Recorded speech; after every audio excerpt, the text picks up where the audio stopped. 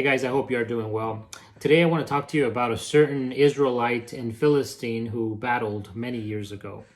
Not David and Goliath, but before David and Goliath, we read about Samson and Delilah. Now, obviously, this was a different type of battle. Samson, loved Delilah. Delilah loved money. She pretty much sold Samson out. Really, Samson loved women. Samson had uncommon strength, but he had a common weakness. So he lusted after the flesh. And so we find that Samson loses his strength, and his strength was tied more so, not so much to his hair, but to his God. Okay, as long as the presence of the Lord was with Samson, the strength of the Lord was with Samson.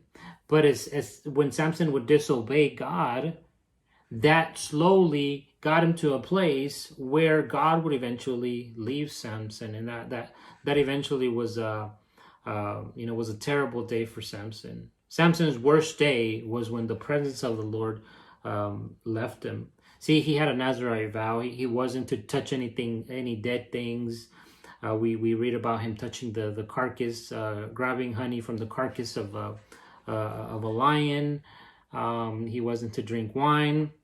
It seems to be implied in the text during certain celebrations that he did drink wine. He also followed after women. He shouldn't have been, this thing with Delilah wasn't a one night stand is what I'm saying. It was a gradual thing. He had been sleeping with her for a little while now. And so, but this was a pattern of Samson's life. It wasn't just with her, right? Eventually he ended up, being taken down by her. But that's a reality. Ultimately, it led to finally, the cutting of his hair, which was part of his Nazarite vow, not to ever allow a blade to touch his hair.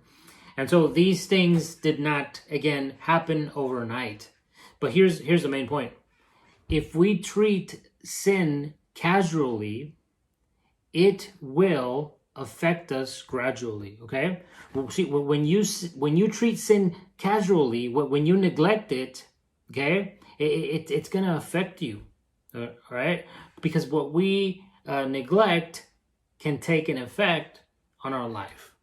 What we tend to ignore can affect us. And that was the same thing that we see with Samson. Maybe he got carried away. Maybe he thought he could stand, and then we find that he fell.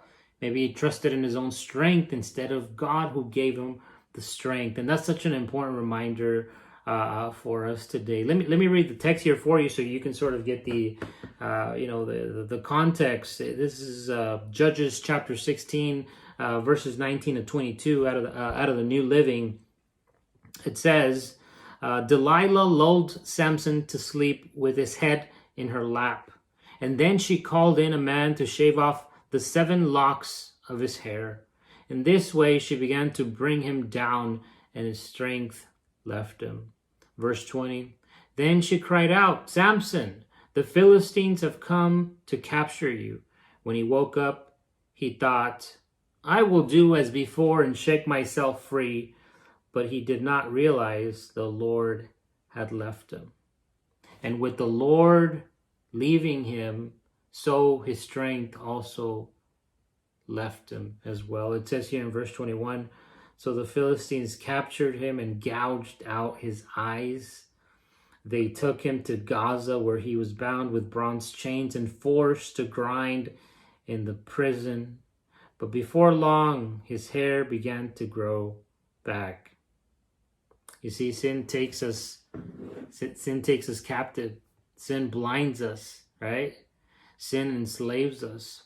If we play with sin, it's gonna pull us eventually, right? There's a saying, you if you give the devil a finger, he's gonna take the whole hand, right? You can't. He's gonna pull you. He wants all of you.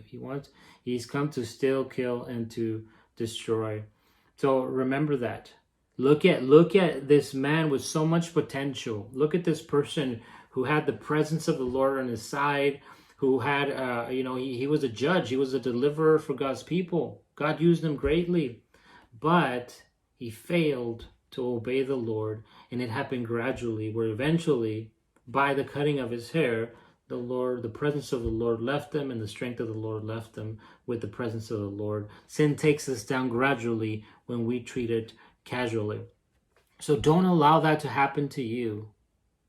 Don't allow sin to eventually gouge out your own eyes, to cause you to be blind, desensitized to the things of God, to the truth. Don't go back to bondage and to slavery, the bondage and slavery that the Lord pulled us out of when he saved us. That's what sin does to us. It mocks us. It brings us, it promises much, but it takes our dignity away. It destroys us. It blinds us. It enslaves us. I cannot stress that enough. But see, I want to close with this. This last verse here, verse 22, gives us hope.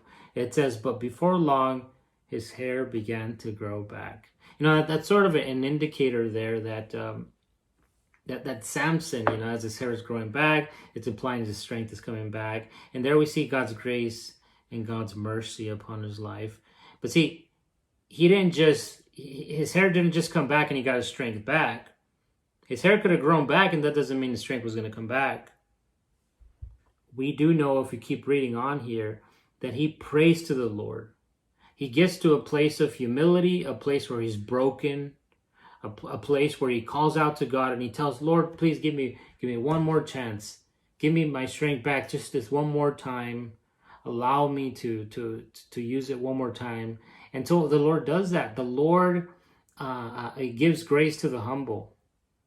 And so Samson gets his strength back one more time. He puts his hands on those pillars and he takes them down. And even though he gives up his life, even though he also dies that day, he took down more Philistines with him than ever before in his life. And the Lord was able to work that out. You know, what was meant for evil against him, the Lord eventually worked it out for his glory, and to teach us, his people, a lesson today as well of what not to do. But if we mess up, to know that we can always cry out to God, and he hears us, and he forgives us, and he can re-strengthen us. God bless you.